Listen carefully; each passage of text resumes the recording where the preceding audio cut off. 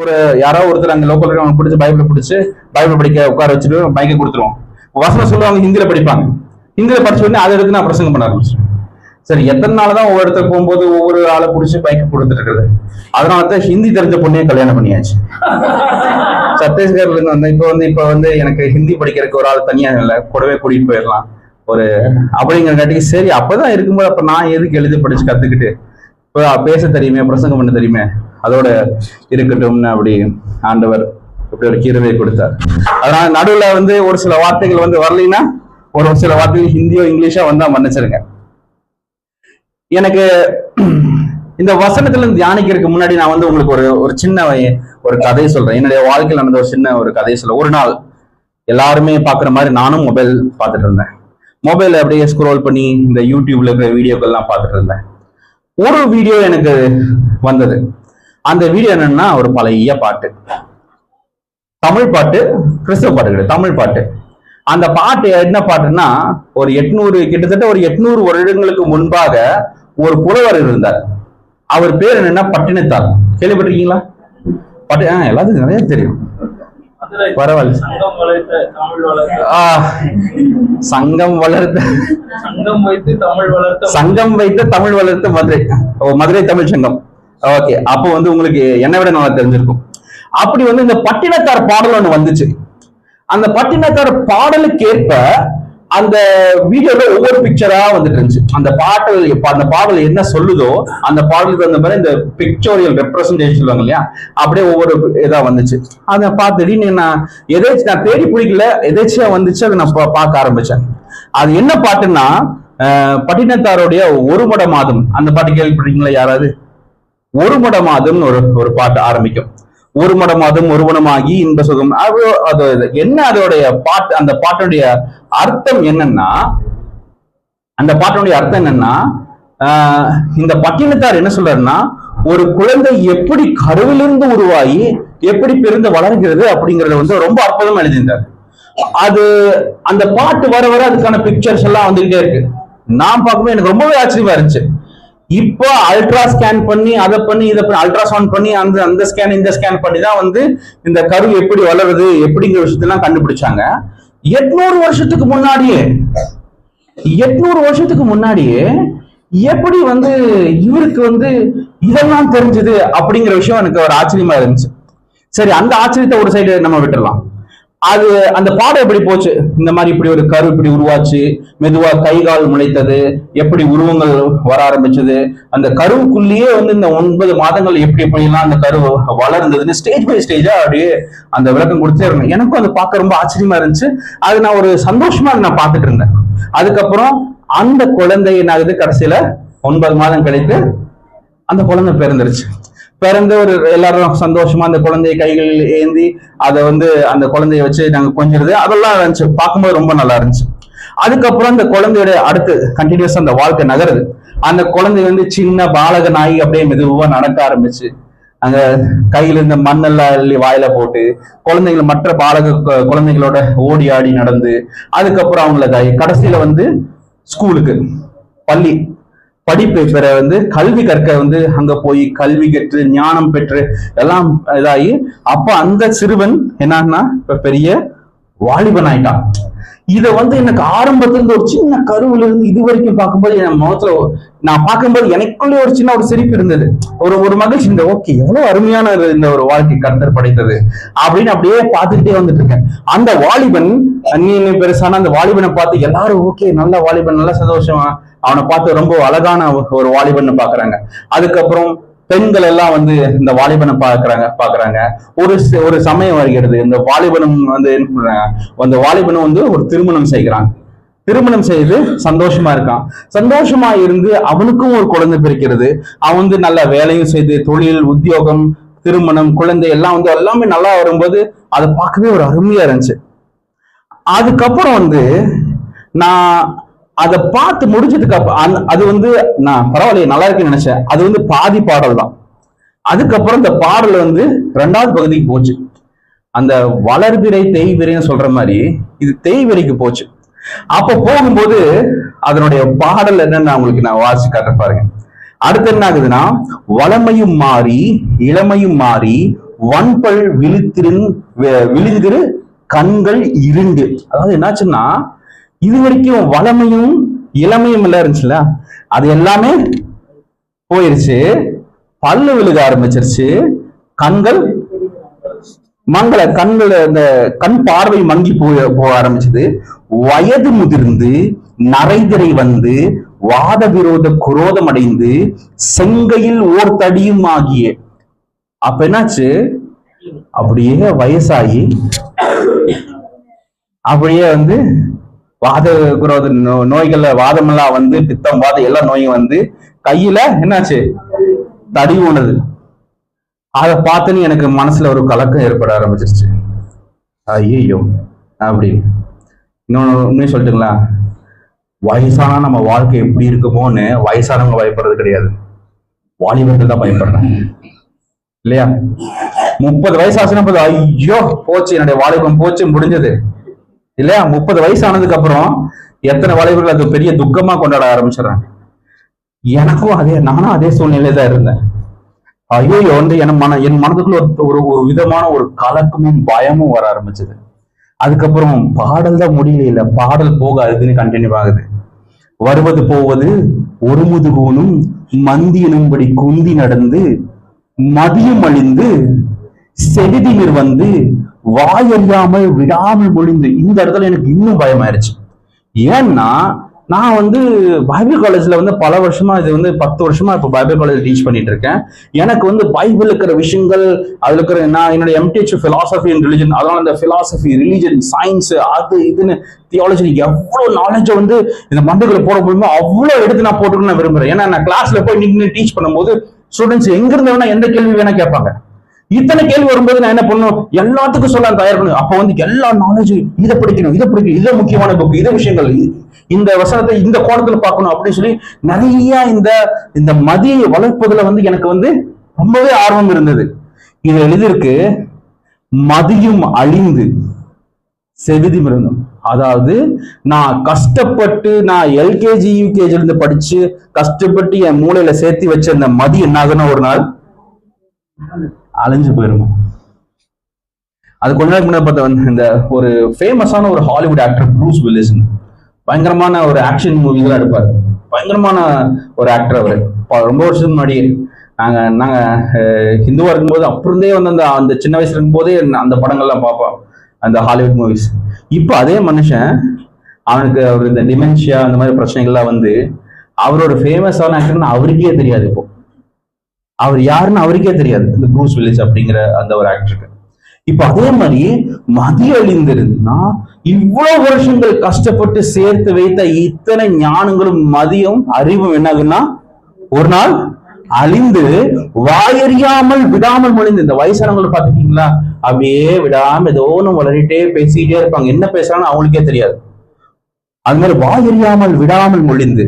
அதுக்கப்புறம் இன்னொரு விஷயங்கள் இருக்குது தெரியுங்களா, கலகலவென்று மலசலம் வந்து கால்வலி மேல்வலி சார நடந்து. இதை பார்க்கும்போது இன்னொரு இடத்துல போவோம்னா, இந்த மெடிக்கல் ஷாப் இந்த மாதிரி போகும்போது அடல்ட் டைப்பர்ஸ்னு ஒரு டைப்பர் வச்சிருப்பாங்க, பாத்தீங்களா? அடல்ட் டைப்பர்ஸ், அது குழந்தைங்களுக்கு இல்ல, வயதானவர்களுக்கு. இது எழுதிருக்கு, கலகலவென்று மலஜலம் வந்து கால்வலி மேல்வலி சார நடந்து கடன்முறை பேசும் என உரை நாவும் உறங்கி விழுந்து கைகொண்டு மொழிந்து. அப்படியே உட்காந்து இருக்கும்போது அப்படியே திடீர்னு அங்க தூக்கம் வந்து அப்படி விழுகிற மாதிரி இருப்பாங்க. அப்படி நாங்களும் வந்து நான் குஜராத்ல இருக்கும்போது அங்க மீட்டிங்ல வந்து அந்த கேம்பஸோட அங்கிள் இருப்பார், பணிக்கர் அங்கிள். அப்ப 75 வயசா இருக்கு, சுகர்லாம் இருந்தது. மீட்டிங்ல அவரையும் கூப்பிடுவார். அவர் பேசிட்டு இருக்கும்போது அப்படியே உட்காந்துருவாரு, ஒரு நிமிஷம் தூங்கிடுவார். அப்புறம் நாங்க மீட்டிங்ல தான் தெரியும், ஒரு நிமிஷம் நாங்களும் அமைதியா இருப்போம். அப்புறம் அப்படி எந்திரிச்சு அவர் கண்டினியூ பண்ணுவார். எங்களுக்கு தெரியும், ஏன்னா வந்து அந்த சமயத்துல வந்து அவங்களுடைய உடல் அந்த மாதிரி ஆயிருது. என்ன ஆகுதுன்னா, அவர் வந்து உறங்கி விழுந்து, அப்புறம் என்ன, வாய் பேச முடியல, கை கொண்டு மொழிந்து, கை ஆக்ஷன்ல தான் பேசுவாங்களாம், கை கொண்டு மொழிந்து கடைவெளி கஞ்சி ஒளிகிட வந்து பூதமும் நாளும் சுவாசமும் நின்று நெஞ்சு தடிமாறி வரும் நேரமே. அதுக்கப்புறம் வந்து அந்த மரணம் சம்பவிக்கிற அந்த ஒரு நேரம் அது வரும்.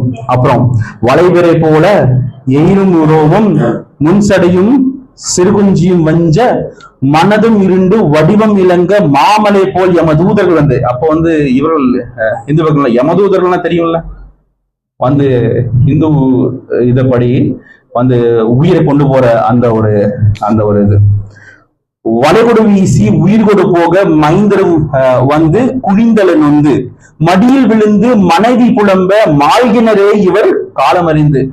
செத்து போனதுக்கு அப்புறம், அந்த உயிர் மறித்ததுக்கு அப்புறம் அவருடைய பிள்ளைகள் வந்து குடிந்து அவங்க அழுகிறாங்க, அவருடைய மனைவி புலம்பி அழுகிறாங்க.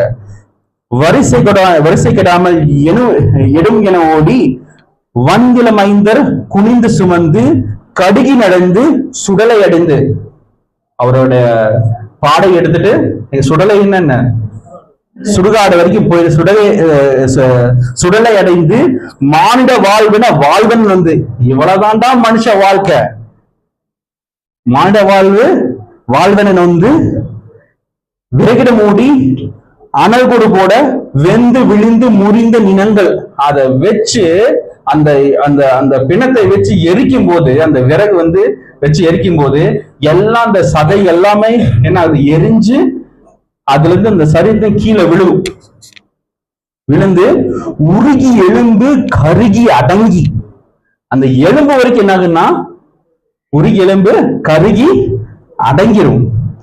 ஓர்பிடி நீரும் இல்லாத உடம்பை நம்பும் அடியேனே இனியாலுமே.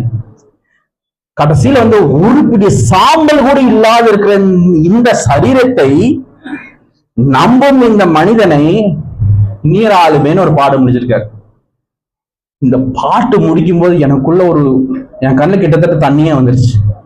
எனக்குள்ள ஒரு பயங்கரமான ஒரு பயம், எனக்குள்ள ஒரு பயங்கரமான ஒரு துக்கம். என்னடா நம்ம இதை நோக்கிதான் ஓடிக்கிட்டு இருக்கோமா? இப்படிப்பட்டதான இந்த ஒரு முதுமையும் அந்த மாற்றவே முடியாத ஒரு மரணத்தை நோக்கிதான் நம்முடைய வாழ்க்கை ஓடிக்கொண்டிருக்கிறதா அப்படிங்கிற ஒரு பயம் எனக்குள்ள வந்து, பயங்கர சொல்ல விட ஒரு பெரிய துக்கம், ஒரு வகையான ஒரு இருள் என்னுடைய மனசுல அப்படியே சூழ்ந்திருந்தது. அப்ப வந்து ஒரு வசனம் பைபிள்ல ஞாபகம் வந்துச்சு. என்ன தெரியுங்களா? 1 கொரிந்தியர் 15ஆம் அதிகாரம் 42 நான் வாசிக்கிறேன், கேளுங்க. 1 கொரிந்தியர் 15ஆம் அதிகாரம். இந்த 15ஆம் அதிகாரம் முழுவதுமே நீங்க படிக்கல, நீங்க வீட்டுக்கு போனதுக்கு அப்புறம் 1 கொரிந்தியர் 15ஆம் அதிகாரம் முழுவதுமா நீங்க படிச்சிருங்க. நான் 42 நான் வாசிக்கிறேன், நமக்கு சமயம் கொஞ்சம் கம்மியா தான் இருக்கு. எழுதிருக்கு, மரித்தோரின் உயிர்த்தெழுதலும் அப்படியே இருக்கும், அழிவுள்ளதாய் விதைக்கப்படும், அழிவில்லாததாய் எழுந்திருக்கும். அந்த இடத்துல அந்த மரணத்தை குறித்துதான பயம், முதுமையை குறித்துதான பயம், முதுமையினுடைய அவலத்தை குறித்தான பயத்துக்கு நடுவுல இந்த ஒரு வசனம் என்னன்னா, மரித்தோரின் உயிர்த்தெழுதலும் அப்படியே இருக்கும், அழிவுள்ளதாய் விதைக்கப்படும். இந்த சரீரம் எப்படி இருக்கும்னா, அழிவுள்ளதாய் விதைக்கப்படும், அழிவில்லாததாய் எழுந்திருக்கும். அதுக்கப்புறம் கனவீனம் உள்ளதாய் விதைக்கப்படும், மகிமை உள்ளதாய் எழுந்திருக்கும். பலவீனம் உள்ளதாய் விதைக்கப்படும், பலமுள்ளதாய் எழுந்திருக்கும். ஜென்ம சரீரம் விதைக்கப்படும், ஆவிக்குரிய சரீரம் எழுந்திருக்கும்.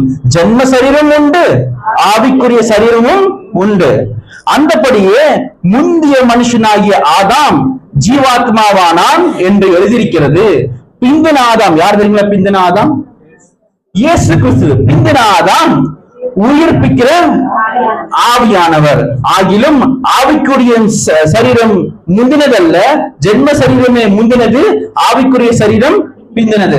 முதல்ல நம்ம ஜென்ம சரீரத்தில் தான் நம்ம என்ன பண்ணிருக்கோம், நம்ம பிறந்திருக்கோம். அதுக்கப்புறம் தான் ஆவிக்குரிய சரீரம் உயிர்த்தெழுதின் பின்பு நமக்கு கிடைக்க போகிறது. முந்தின மனுஷன் பூமியிலிருந்து உண்டான மண்ணானவன், இரண்டாம் மனுஷன் வானத்திலிருந்து வந்த கர்த்தர். இந்த வசனங்களை படிக்கும் போது ஒரு நாள் வரும், இயேசு கிறிஸ்துவானவர் மகிமையில் ராஜாவாக நம்ம இடத்தில் தோன்றுவார். அப்ப என்ன தெரியுங்களா? அப்ப என்ன தெரியுங்களா? அழிவுள்ளதாய் விதைக்கப்பட்ட இந்த சரீரம் என்னாகும்? அழிவில்லாததாய் எழுந்திருக்கும். இன்னைக்கு நம்ம ஐயோ ஒரு பர்த்டே வந்துருச்சா நான் வயசாகிறேன், ஐயோ 30 வயசு மேல ஆயிருச்சா எனக்கு வயசாயிருச்சு. ஒவ்வொரு தடவையும் எத்தனை பேருக்கு 30 தாண்டிட்டோமா ஐயோ அப்படிங்கிற பயம்.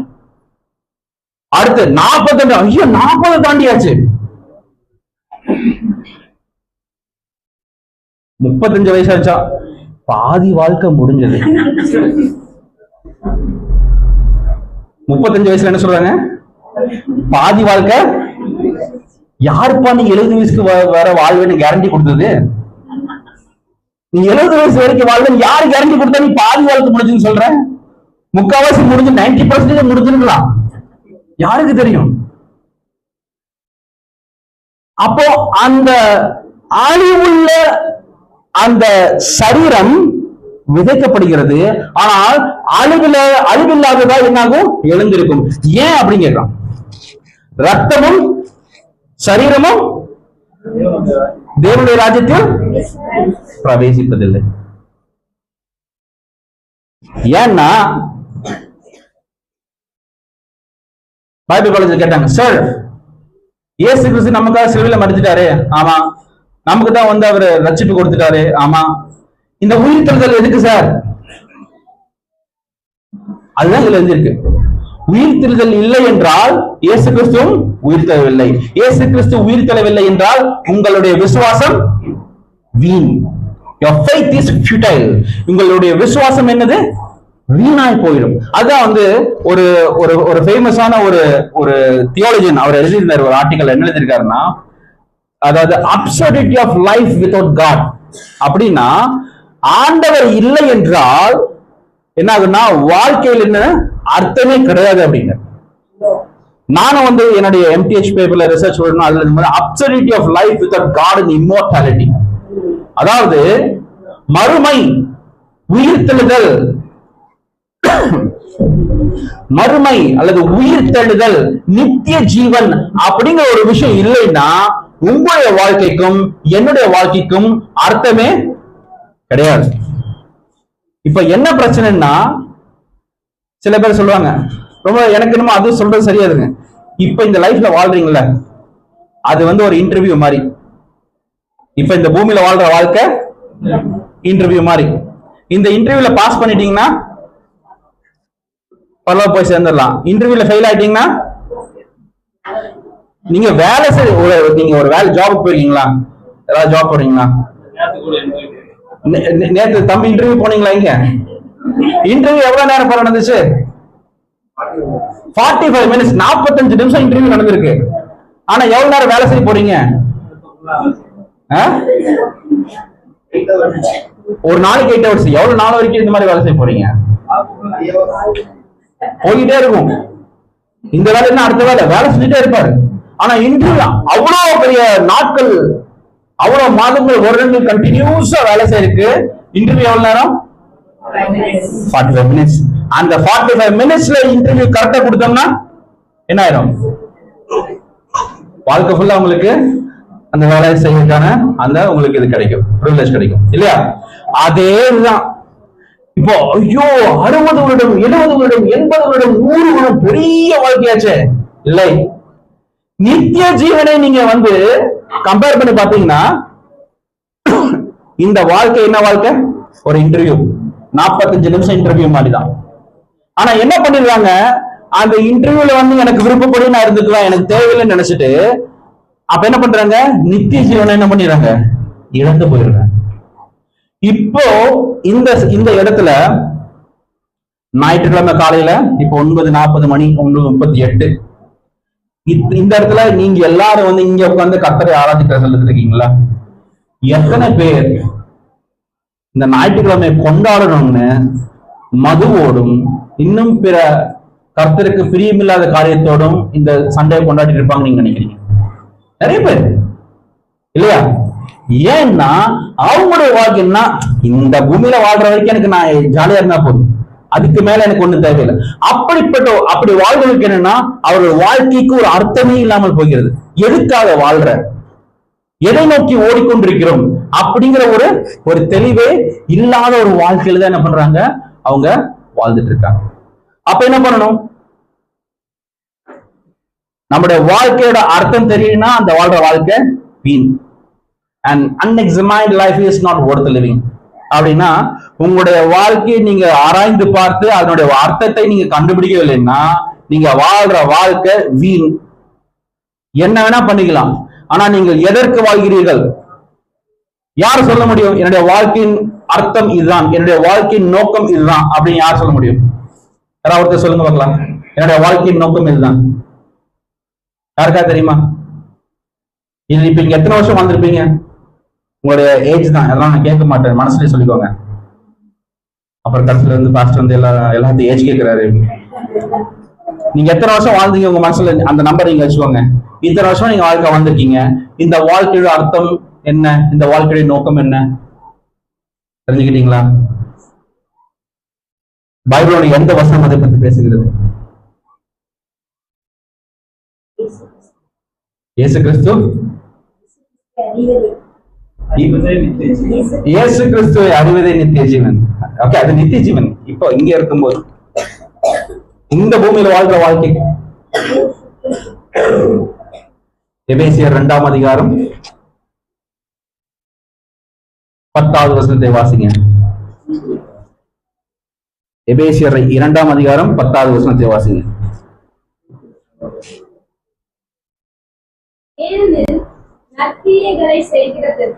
ஏனெனில் நற்கிரியைகளை செய்கிறதற்கு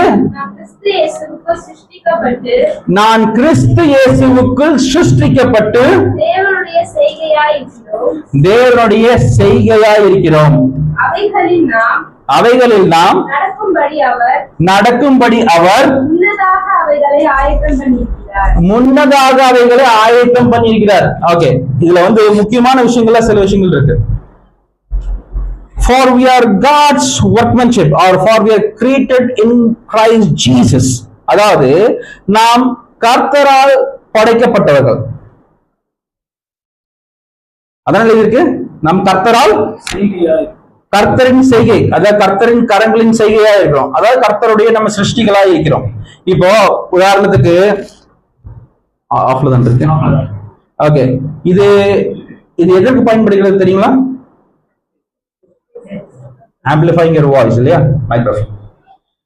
இதை யாராவது அடிக்கிறதுக்கு நான் யூஸ் பண்ண முடியுமா? ஏன் முடியாது? அடிச்சு காட்டுங்களா? அடிச்சுன்னா அவ்வளவுதான், நல்ல வெயிட் இருக்கு. இதை வச்சு என்ன பண்ண முடியும்? ஒருத்தரை என்ன பண்ண முடியும்? அடிச்சு அவங்களை தாக்கவும் துன்புறுத்தவும் இதை வச்சு என்னால செய்ய முடியும். ஆனால் இந்த பொருள் உருவாக்கப்பட்டதற்கான நோக்கம் அதுவா? ஒரு ஆயுதமாக பயன்படுத்துவதற்காக இந்த பொருள் உருவாக்கப்பட்டது இல்லை. இது எதற்காக உருவாக்கப்பட்டது? அந்த நோக்கத்திற்காக மாத்திரமே இதை என்ன பண்ணணும், பயன்படுத்தணும். இதை உருவாக்கிய நோக்கத்தை விட்டுவிட்டு வேறொரு காரியத்துக்காக நான் இதை பயன்படுத்தினா இதுக்கு பேர் என்ன? துருபயோகம் இல்லையா? இது என்ன பண்ணோம்? இதை வந்து இந்த பொருளை இதை உருவாக்கப்பட்டதான நோக்கத்தை விட்டுவிட்டு வேறொரு காரியத்துக்காக இதை பயன்படுத்தினால் அதை நான் துருபயோகப்படுத்துகிறேன் இல்லையா? அதே மாதிரி இங்க எபேசியர் 2ஆம் அதிகாரம் 10வது வசனத்துல என்ன எழுதி இருக்குன்னா, நாம் கர்த்தரின் கரங்களில் செய்கையா இருக்கோம், கர்த்தரால் சிருஷ்டிக்கப்பட்டவர்களா இருக்கோம். எதற்காக? இன்னொரு தடவை படிங்க. ஏனெனில் நற்கிரியைகளை செய்கிறதற்கு நாம் கிறிஸ்து இயேசுவுக்குள் சிருஷ்டிக்கப்பட்டு. ஒரே நிமிஷம் போது. எதற்காக? நற்கிரியைகளை செய்கிறதற்கு கிறிஸ்து இயேசுவால் நம்ம என்ன பண்ணிருக்கோம்? சிருஷ்டிக்கப்பட்டிருக்கிறோம். அது எப்போ? ஃபர்ஸ்ட் ஆண்டவர் செஞ்சுட்டாரு. செஞ்சதுக்கு அப்புறம் இவனை என்ன பண்றது? ஓகே, பாஸ்டர் தங்கராஜ் உருவாக்கியாச்சு. தங்கராஜ் ஓகே, சரி நீ பாஸ்டரா போய், உனக்கு என்ன வேலை, நீ டீச்சரா போய், நீ என்ன பண்ண, நீ ஏதாவது போய் ஏதாவது பண்ணு அப்படின்னு சொல்லி நம்மளை வந்து படைத்து நம்ம பெரியவனானதுக்கு அப்புறம் ஆண்டவர் சொல்ல என்ன பண்ணிருக்காரு? படிங்க. அவைகளில் நாம் நடக்கும்படி முன்னாகவே அதை என்ன பண்ணிருக்காரு? ஆயத்தம் பண்ணிருக்காரு. இந்த மைக்கை உருவாக்குன அந்த மேனுபேக்சரர் இந்த விஷயத்தை செய்யறதுக்கு முன்னாடியே என்ன செய்ய போறோம், எதற்காக செய்ய போறோம், என்ன நோக்கத்துக்காக செய்ய போறேன்னு தெரிஞ்சு வச்சுட்டு தான் வந்து இந்த மைக் உருவாக்கினாங்க இல்லையா? கரெக்டா? அதே போல் கர்த்தர் உங்களையும் என்னையும் சிருஷ்டிக்கும் முன்பே, நாம் நம்முடைய தாயின் கருவில் உருவாவதற்கு முன்பே என்ன பண்றாரு? கர்த்தர் என்ன பண்றாரு? நமக்காக என்ன உத்தேசத்துக்காக கர்த்தர் நம்ம படைத்திருக்கிறாரோ அந்த உத்தேசம் அவர் முன்கூட்டியே அவர் என்ன பண்ணிருக்காரு? ஆயத்தம் பண்ணிருக்காரு. நம்முடைய வேலை என்னன்னா அவைகளை அறிந்து அவைகள் நடக்கணும். சில பேர் என்ன பண்றாங்க, கர்த்தர் இப்படி போப்பா அப்படின்னு சொல்றாரு, இவங்க என்ன போறாரு, நான் இப்படிதான் போவேன்.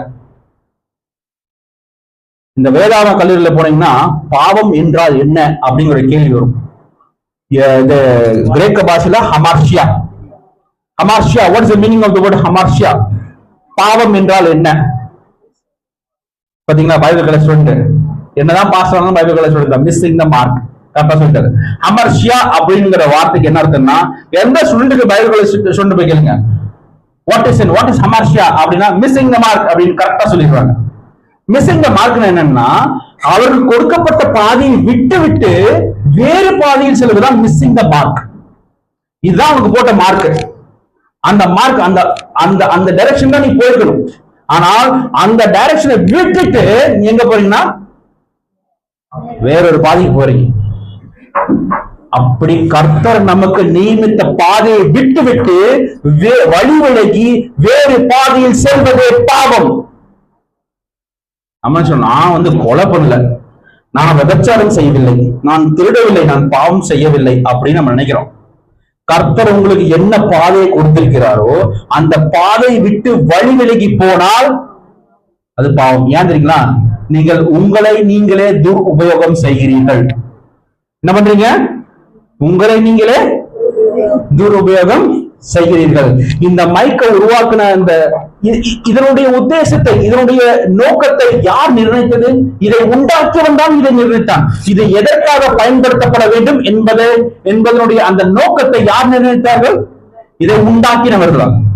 அப்போ நம்முடைய வாழ்க்கையின் நோக்கத்தை யார் நிர்ணயித்தார்?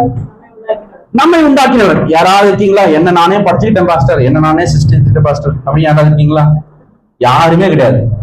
அப்ப நம்மை சிருஷ்டித்தவர் யார்? கிறிஸ்து இயேசுவிலே நாம் என்ன பண்ணிருக்கோம்? சிருஷ்டிக்கப்பட்டிருக்கிறோம். அப்போ நம்முடைய வாழ்க்கையின் நோக்கத்தை நிர்ணயிக்கக்கூடிய அதிகாரி யார்? ஆண்டவர் மாத்திரமே நம்முடைய வாழ்க்கையின் நோக்கத்தை நிர்ணயிக்கக்கூடிய அதிகாரியா இருக்கிறார்.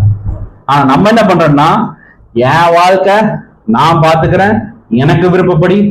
அதான் வந்து பாத்துருப்பீங்களா, மை லைஃப் மை ரூல்ஸ். கேள்விப்பட்டிருக்கீங்களா? ஃபர்ஸ்ட் தம்பி, உங்க லைஃப் கிடையாது, ஆண்டவர் கொடுத்த லைஃப் இது. உங்க ரூல்ஸ் கிடையாது. You are accountable. ஆண்டவர் கொடுத்த ரூல்ஸ் தான். அவர் உன்னை எதுக்கு அவர் சிருஷ்டித்திருக்கிறார்? நற்கிரியைகளை செய்யும்படி என்ன பண்ணிருக்காரு? ஆண்டவர் சிருஷ்டித்திருக்கிறார். ஆனா அதை விட்டு போட்டு என் life, my life my rules, இதெல்லாம் என்னன்னா ஒரு பிசாசினுடைய தந்திரங்கள். நினைக்கிறாங்க மை லைஃப் மை ரூல்ஸ் அப்படின்னு சொல்லும்போது ரொம்ப அவங்களுக்கு பெருமையா இருக்கும். இல்ல, அது பிசாசனுடைய தந்திரங்கள். ஆனா ஆண்டவர் சொல்றாரு, நீ இந்த ஆண்டவர் இல்லாமல் நமக்கு சிருஷ்டிப்பும் கிடையாது, நம்ம சிருஷ்டிக்க முடியாது, நம்ம இந்த இடத்துல நம்ம இருக்கவே முடியாது. ஆண்டவர் இல்லாமல் நித்திய ஜீவனும் கிடையாது. நித்திய ஜீவன் இல்லாமல் நம்முடைய வாழ்க்கைக்கு ஒரு நோக்கமும் அர்த்தமும் கிடையவே கிடையாது. ஒரு ரன்னிங் ரேஸ் ஆரம்பிக்குதுன்னா என்ன இருக்கும்? பினிஷிங் லைன் ஒண்ணு இருக்குமா இல்லையா? ஒரு ரன்னிங் ரேஸ் ஆரம்பிச்ச பினிஷிங் லைனே இல்ல, அது எப்படி இருக்கும்? அதுக்கு ஒரு அர்த்தம் இருக்குமா? தம்பி ஏன்பா ஓடுற? தெரியாதுப்பா ஓடுறேன், ஆரம்பிச்சுட்டேன், எங்க போய் முடிவே இல்லை. ஒரு பழைய கிரேக்க புராணம் ஒண்ணு இருக்கு, மித் ஆஃப் சிசிபஸ் சொல்லுவாங்க. கிரேக்க புராணம் என்ன தெரியுங்களா? அது வந்து புராணம், கட்டுக்கதை. புராணம் தெரியுங்களா? கட்டுக்கதை. அதுல வந்து சிசிபஸ் அப்படின்னு ஒருத்தர் இருந்தார். அவரு வந்து இறந்து போயிட்டாராம். இறந்து போனதுக்கு அப்புறம் அவருடைய ஆத்மா வந்து பாதாள உலகத்துக்கு போயிருச்சான். பாதாள உலகத்துக்கு போனோமா அந்த கிரீக், அதாவது அந்த கிரேக்க தேவர்கள் இடத்துல வந்து இவர் போய் கேட்டாராம், எனக்கு ஒரு தடவை பூமிக்கு போய் பார்க்கணும். ஏன்பா அவனுக்கு பூமிக்கு போய் பார்க்கணும்? நான் தான் இறந்துட்டேன்னு, என்னுடைய மனைவி எனக்காக துக்கப்படுகிறாளா இல்லையா அப்படின்னு நான் போய் பார்க்கணும் அப்படின்னா. சரின்னு ஒரு பர்மிஷன் போட்டு, ஓகே இந்த டைம்குள்ள போயிட்டு வந்துரு அப்படின்னு சொல்லி அனுப்பிச்சுட்டாங்க. இவன் போய் பார்த்தா இவர் மனைவி இவர் இறந்ததுனால பயங்கரமா துக்கப்பட்டு அவங்க உண்ணவும் உறங்காம இருந்து துக்கத்திலேயே ஆழ்ந்திருந்திருக்கிறாங்க.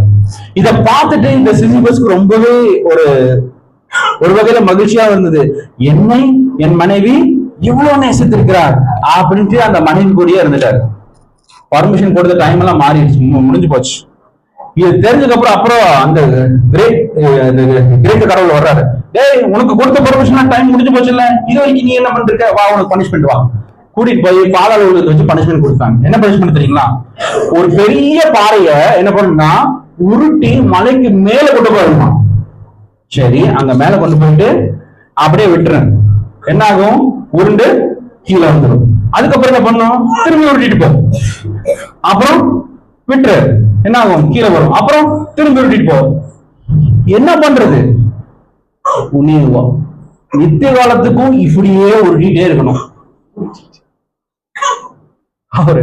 சரி, ஒரு விதத்துல ஒவ்வொரு தடவையும் ஒவ்வொரு கல்லா உருட்டிட்டு போயிருந்தா சரி, ஒரு 10 வருஷம் கழிச்சு பா எவ்வளவு பெரிய பாறை நான் மேல கொண்டு வச்சுட்டேன் அப்படின்னு ஒரு அச்சீவ்மெண்ட் இருக்கும். ஆனா இவரு 1000 வருஷம் கழிச்சாலும் மலைக்கு மேல பார்த்தா ஒண்ணுமே இருக்காது, பக்கத்துல இந்த பாறை இருந்துகிட்டே இருக்கும். அப்ப என்ன ஆகுதுன்னா, அர்த்தமில்லாத இந்த வாழ்க்கையில் என்ன பண்ணிருக்காங்க, அந்த அந்த சூழ்ச்சியில் சிக்கி அவர்கள் என்ன பண்ணிருக்காங்க, ஓடிக்கிட்டே இருக்காங்க. அதுக்கு ஒரு முடிவே இல்லை. முடிவில்லாத வாழ்க்கை, அர்த்தமில்லாத ஒரு வாழ்க்கை. அதான் கேட்டாங்க இந்த ஏத்திஸ்ட் நாத்திகர்கள் இருக்காங்களா, நான் கேட்டுப்பாங்க, சத்தம் கப்பல் என்னப்பா ஆகும்? ஒண்ணுமே ஆகாது. அது எப்படி நீ சொல்றேன்? நான் சத்தம் போய் கேட்டேன், ஒண்ணுமே சொல்லல, ஆனா ஒண்ணுமே ஆகாது. அதான் அவங்க நினைக்கிறது என்னன்னா, இந்த வாழ்க்கை வாழ்ற வரைக்கும் வாழ்ந்துடலாம், சத்தம்னா முடிஞ்சு போச்சு. அப்ப இந்த வாழ்க்கைக்கான அர்த்தம் என்ன? இப்போ உங்களுக்கு சொர்க்கம் இல்லை, நரகம் இல்லை, எதுவுமே இல்லை அப்படின்னு சொன்னா நீங்க ஏன் ஒழுக்கமா வாழணும்? நீங்க எப்படி வாழணும்? இஷ்டப்படி வாழ்ந்துடலாமே. அப்போ கர்த்தர் நமக்கு கொடுக்கப்பட்ட இந்த நித்திய ஜீவன் அப்படிங்கிற ஒரு விஷயம் இல்லைன்னா, உயிர்த்தெழுதல் அப்படிங்கிற ஒரு விஷயம் இல்லைன்னா என்ன ஆகும்? நம்மளோட வாழ்க்கைக்கு அர்த்தமும் இருக்காது, இந்த வாழ்க்கையில எந்த ஒரு நன்மையும் இருக்காது. அதனாலதான் சொல்ற, ஒரு நாள் உயிர்த்தெழுதல் வரும், பயப்படாத.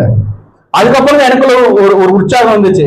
நான் நிஜமா இந்த மாதிரி இந்த பட்டினத்தை பார்த்து எழுதுனது போல எனக்கும் வயசாகும் பரவாயில்ல, என் மதி அழியும் பரவாயில்ல, செவிதி பெறுவதும் பரவாயில்ல, பல்விழுவும் பரவாயில்ல, கண்கள் இருண்டு போகும் பரவாயில்ல, நான் உடல் கூலி குன்றி போகும் பரவாயில்ல, ஒரு நாள் நான் மறிப்பேன் பரவாயில்லை.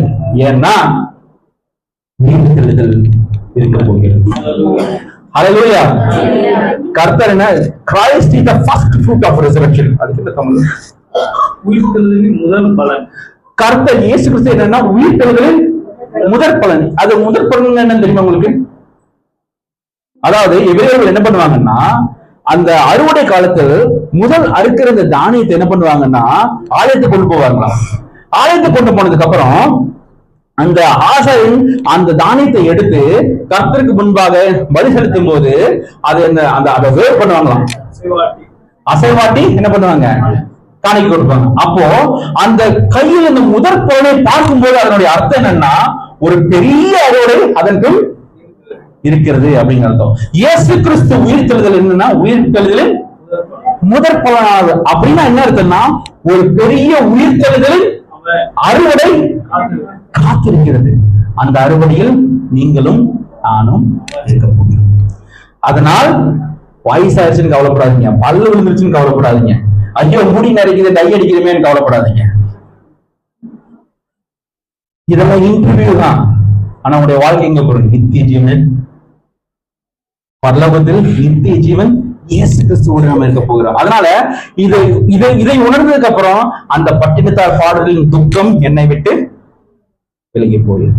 அதாவது அழிவுள்ளதாய் விதைக்கப்படும், அழிவில்லாததாய் எழுந்திருக்கும், கனவீனம் உள்ளதாய் விதைக்கப்படும், மகிமை உள்ளதாய் எழுந்திருக்கும், பலவீனம் உள்ளதாய் விதைக்கப்படும், பலமுள்ளதாய் எழுந்திருக்கும். ஜென்ம சரீரம் விதைக்கப்படும், ஆவிக்குரிய சரீரம் எழுந்திருக்கும். ஜென்ம சரீரம் உண்டு, ஆவிக்குரிய சரீரமும் உண்டு. அந்தபடியே முந்தைய மனுஷனாகிய ஆதாம் ஜீவாத்மாவானா என்று எழுதியிருக்கிறது. பிந்தின ஆதாம் உயிர்ப்பிக்கிற ஆவியானவர். ஆகிலும் ஆவிக்குரிய சரீரம் முந்தினதல்ல, ஜென்ம சரீரமே முந்தினது, ஆவிக்குரிய சரீரம் பிந்தினது.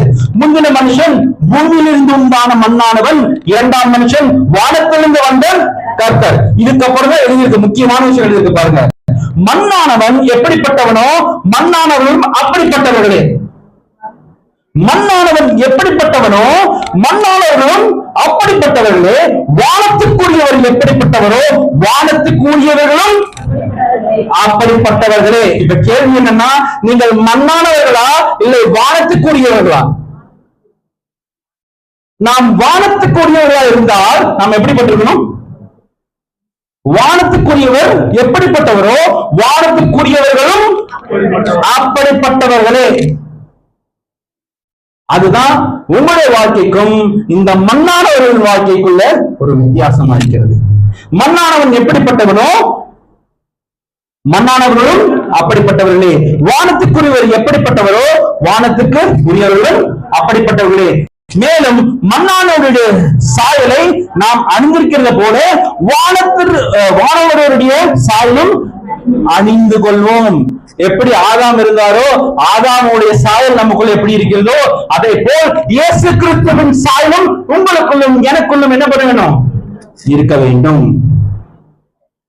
சகோதரரே, நான் சொல்லுகிறது என்னவென்றால், மாம்சமும் இரத்தமும் தேவனுடைய ராஜ்யத்தை சுதந்திரிக்க மாட்டாது. அழிவுள்ளது அழியாமையை சுதந்திரிப்பதில்லை. இந்த சரீரம் அழிவுள்ளது, நித்திய ஜீவன் அழிவில்லாதது. இந்த அழிவுள்ள சரீரம் அழிவில்லாமையை சுதந்திரிப்பதில்லை. இதோ ஒரு ரகசியத்தை உங்களுக்கு அறிவிக்கிறேன், நாம் எல்லாரும் நித்திரடைவதில்லை. ஆகிலும் கடைசி எக்காலம் தொழிக்கும் போது ஒரு நிமிஷத்திலே ஒரு இமைப்பொழுதிலே நாம் எல்லோரும் மறுரூபமாக்கப்படுவோம். எக்காலம் தொழிக்கும், அப்பொழுது மரித்தோர் அழிவில்லாதவர்களாய் எழுந்திருப்பார்கள், நாமும் மறுரூபமாக்கப்படுவோம். அழிவுள்ளதாகிய இது அழிவில்லாமையும் சாவுக்கு ஏதுவாகிய இது சாவாமையும் தரித்துக் கொள்ள வேண்டும். அழிவுள்ளதாகிய இது அழியாமையும் சாவுக்கு ஏதுவாகிய இது சாவாமையும் தரித்துக் கொள்ளும் போது மரணம் ஜெயமாக விழுங்கப்பட்டது என்று எழுதியிருக்கிற வார்த்தை நிறைவேறும். மரணமே உன் கூர் எங்கே? பாதாளமே உன் ஜெயம் எங்கே? மரணத்தின் கூர் பாவம், பாவத்தின் பலன் நியாயப்பிரமாணம். நம்முடைய கர்த்தராகிய இயேசு கிறிஸ்துவினாலே நமக்கு ஜெயம் கொடுக்கிற தேவனுக்கு ஸ்தோத்திரம். எவ்வளவு அற்புதமான விஷயம். இதை முடிச்சதுக்கு அப்புறம் கடைசியில் எதிர்க்கு, சரிப்பா இதனால் நீ என்ன பண்ணணும்? ஆகையால் எனக்கு பிரியமான சகோதரரே, கர்த்தருக்குள் நீங்கள் படுகிற பிரயாசம் விருதாவாயிராது என்று அறிந்து நீங்கள் எப்படி இருக்கணும்? உறுதிப்பட்டவர்களாயும் அசையாதவர்களாயும் கர்த்தருடைய கிரியையிலே எப்பொழுதும் பெருகிறவர்களாயும் இருப்பீர்களாக. ஆமென். அப்ப நம்ம என்ன பண்ணணும்னா, கர்த்தருக்குள் நீங்கள் படுகிற இந்த பிரயாசம், கிறிஸ்தவ ஜீவன் வாழ்வது அவ்வளவு சாதாரணமான வாழ்க்கை கிடையாது. ஆனா அது ஒரு ஆசீர்வதிக்கப்பட்ட வாழ்க்கை. என்னுடைய கசின் ஒருத்தர் எங்கிட்ட கேட்டாரு, அண்ணா இந்த பாவம் ஜாலியா வாழ்ந்துறாங்களே, நமக்கு மட்டும் கஷ்டமா வாழ வேண்டியதா இருக்கோ? இல்லப்பா, நீ பாவம் பண்ற நீ பார்க்கும்போது ஜாலியா இருக்கிற மாதிரி தெரியும். அவன் வாழ்க்கையை தொடர்ந்து பாரு. ஒருத்தர் ஜாலியா என்ன பண்றாங்க, மது பிரியர்கள் மது அருந்தி அப்படி சந்தோஷமா இருக்க நினைக்கிறத, அதுக்கப்புறம் இந்த மதுவோட வாழ்க்கை என்னென்னலாம் செய்கிறதுன்னு பாரு. அதுக்கப்புறம் தெரியும் நீ வாழ்கிற வாழ்க்கை, நான் வாழ்கிற வாழ்க்கை எவ்வளவு ஒரு ஆசீர்வதிக்கப்பட்ட வாழ்க்கை, எவ்வளவு ஒரு சமாதானமான சந்தோஷமான வாழ்க்கைன்னு உனக்கு தெரிய வரும். அப்போ நீங்கள் படுகிற இந்த பிரயாசம் கிறிஸ்து இயேசுவுக்காக, இந்த கிறிஸ்து இயேசுவில் வாழ்வதற்கு நீங்கள் படுகிற பிரயாசம் விருதாவாகிறது என்று நீங்க அறிந்திருக்க வேண்டியது ரொம்பவே முக்கியம். என்னைக்குமே யோசிக்காங்க, இந்த உலக பிரகாரமான வாழ்வுகள் ரொம்ப அவங்க ஜாலியா இருக்காங்க, கிறிஸ்தவ நம்ம மட்டும்தான் கஷ்டம், அவங்களா சண்டையில ஜாலியா சுத்திட்டு இருக்காங்க, நமக்கு மட்டும் சண்டையில சர்ச்சு அப்படின்னு நீங்க நினைக்காதீங்க. ஏன்னா நீங்கள் படுகிற பிரயாசம் விருதாவா இராது என்று அறிந்து நீங்கள் உறுதிப்பட்டவர்களாயும் என்ன பண்ணும், நீங்கள் உறுதிப்பட்டவர்களாயும் அசையாதவர்களாயும் கர்த்தருடைய கிரியையிலே எப்பொழுதும் பெருகிறவர்களாய் என்ன பண்ணணும்னா, கர்த்தருடைய கிரியையிலே பெருகிறவர்கள் என்ன தெரியுங்களா? இன்னைக்கு நீங்க கர்த்தருக்காக என்ன பண்றீங்களோ நாளைக்கு அதை விட அதிகமா இருக்கணும், அடுத்த வாரம் அதை விட அதிகமா இருக்கணும். கர்த்தருடைய கிரியையிலே எப்பொழுதும் பெருமையாயும் இருப்பீர்களாக. ஆமென். எனக்கு ஒரு 2 நிமிஷம் இருக்கு. இந்த 2 நிமிஷத்துல ஒரே ஒரு கதையை மட்டும் சொல்லி நான் உங்களுக்கு, இந்த நிஜமா நடந்த ஒரு கதையை சொல்லி நான் உங்களுக்கு இந்த இடத்துல முடிக்கிறேன். நமக்கு ஆண்டவர் என்ன பண்ணிருக்காருன்னா, நமக்காக ஒரு நித்திய ஜீவனை அவர் ஆயத்தம் பண்ணி வைத்திருக்கிறார். அதுதான் நம்முடைய வீடு, அதுதான் நமக்கு ஆண்டவர் கொடுத்த விஷயம். இது கிட்டத்தட்ட ஒரு 100 ஆண்டுகளுக்கு முன்பாக ஒரு மிஷனரி ஊழியர், அவருடைய பேர் வந்து ஹென்றி மோரிசன். கேள்விப்பட்டிருக்கீங்களா? பாஸ்டர். அவர் நியூயார்க் மிஷன் போர்டுல இருந்து ஆப்பிரிக்கா தேசத்துக்கு, அப்போ 100 வருஷத்துக்கு முன்னாடினா பிளைட் எல்லாம் கிடையாது, கப்பல்ல தான் போகணும். ஆப்பிரிக்கா தேசத்திற்கு ஒரு ஊழியர் திருமணமாகி ஒரு இளம் வயதிலே தன்னுடைய மனைவியை கூட்டிக் கொண்டு என்ன பண்றாருன்னா ஊழியத்துக்கு போறாரு. எங்க? ஆப்பிரிக்கா தேசத்தில். ஆப்பிரிக்க தேசத்தில் பல கடினமான சூழ்நிலைகளும் கஷ்டங்களும் துக்கங்களும் பாடுகளும் வந்தது. இருந்தாலும் கணவன் மனைவி 2 பேரும் கர்த்தருக்காக ஊழியம் செய்து கர்த்தருக்காக என்ன பண்றாங்க, அவங்க நிலைத்து நின்றார்கள். திரும்பி வரல. பாடுகள் வந்தது, வியாதிகள் வந்தது, துக்கங்கள் வந்தது, கஷ்டங்கள் வந்தது, திரும்பி வரல. எவ்வளவு தெரியுமா ஊழியம் பண்ணாங்க? 40 வருடம். 40 வருடம் இளமை வளமை எல்லாமே அங்கே. 40 வருடம் ஊழியம், துக்கங்கள் கஷ்டங்கள் பாடுகள் எல்லாத்தையும் தாண்டி முடிச்சு கடைசியில் ஒரு லெட்டர் வருது நியூயார்க் மிஷன் போர்டுல இருந்து.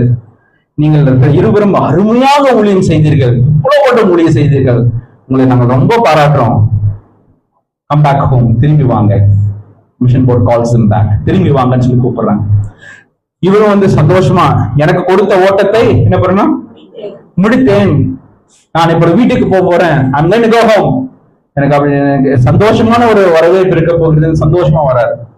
15 நாட்கள் அந்த கப்பல் பிரயாணம், ஆப்பிரிக்காவில இருந்து நியூயார்க் துறைமுகத்திற்கு 15 நாட்கள் அந்த கப்பல் பிரயாணத்தை வராங்க. ரொம்ப சந்தோஷம், உற்சாகமா இருக்காரு.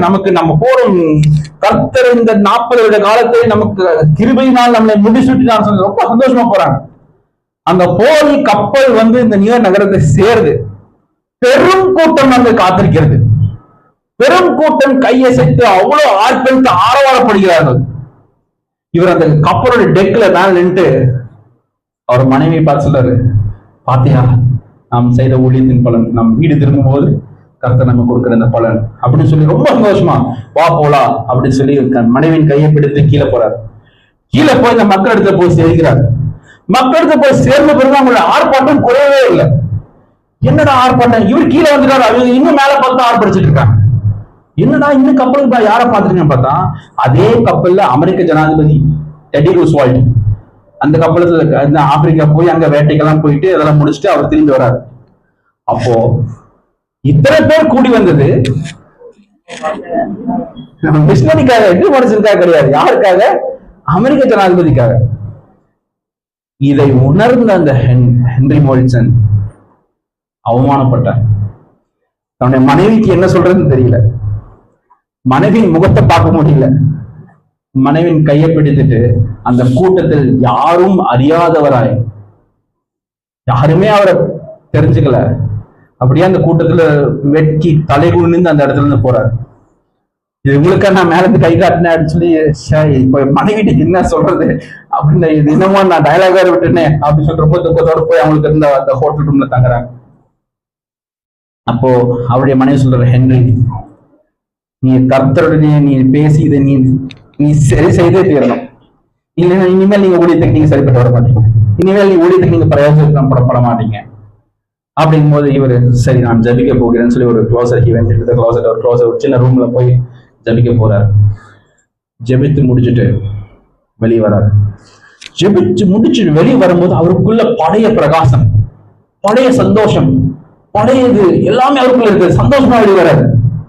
அப்ப ஹென்ரியுடைய மனைவிக்கு இது ஆண்டவர் ஏதோ சொல்லியிருக்காரு, ஆண்டவர் ஏதோ சொல்லியிருக்காரு, என்னன்னு தெரியலையே. Henry what did the Lord say? ஆண்டவர் என்ன பேசினாரு? நான் போனேன் ஆண்டவர் சொன்னேன், ஆண்டவரே 40 வருஷம் பாடுகளையும் துக்கங்களையும் வியாதிகளையும் கஷ்டத்திலையும் எல்லாத்திலும் உங்களுக்கு முன்னே ஊழியம் செய்தனே. நான் திரும்பி when I came back home, நான் திரும்பி வீட்டுக்கு வரும்போது என்னை வரவேற்க யாருமே இல்லையே, அது யாருமே அதை பொருட்படுத்தவில்லையே அப்படின்னு துக்கத்தினமா ஆண்டவர் சொன்னார். ஹென்றி நீங்க வீடு திரும்பலப்பா, நீ வீடு திரும்புவ, சொர்க்கதூதர்கள் ஆர்ப்பரித்து உன்னை வரவேற்பார்கள். When you come home, you will receive a great welcome by the angels. அதை உணர்ந்த ஹென்றி, இது என்னுடைய வீடு கிடையாது, பரலோகமே என் வீடு, எனக்காக ஆண்டவர் அங்கு காத்திருக்கிறார். என்னுடைய ஊழியத்தின் பலன் கர்த்தருக்குள் நீங்கள் படுகிற பிரயாசம் விருதாவாயிராது என்று அறிந்து நீங்கள் உறுதிப்பட்டவர்களாயும் அசையாதவர்களாயும் கர்த்தருடைய கிரியிலே எப்பொழுதும் பெருகளாயும் இருப்பீர்களாக. ஆமென். நம்மளை கர்த்தர் முடிச்சு போகலாம்.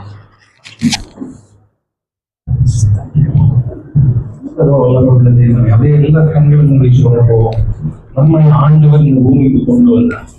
நம்மளை எல்லாரையும் ஒரு மிஷனோடு தான் கொண்டு வந்திருக்கிறார், ஒரு நோக்கத்தோடு தான் கொண்டு வந்திருக்கிறார்.